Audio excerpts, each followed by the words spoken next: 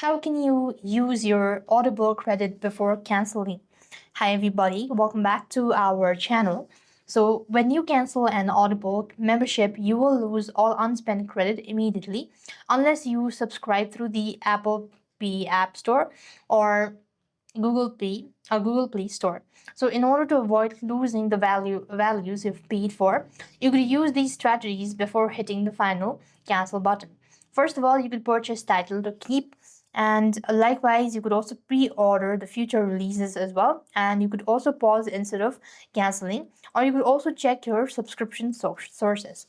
Now, if you want to cancel the membership, now any audiobooks you could buy with a credit in your to keep forever as well, you could just go to the Audible first of all, and even after your subscription ends. Now spend all the remaining credits on book from your wish list or new release as well. And if you have multiple credits, use them to grab every book in your series you have started.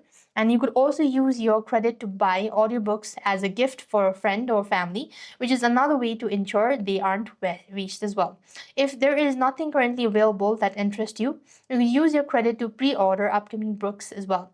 The title will be added to your library on a release date, even if the membership is no longer active at that time. And if you just need more time to decide, you can pause your membership for up to 30 or 60 or 90 days once every 12 months.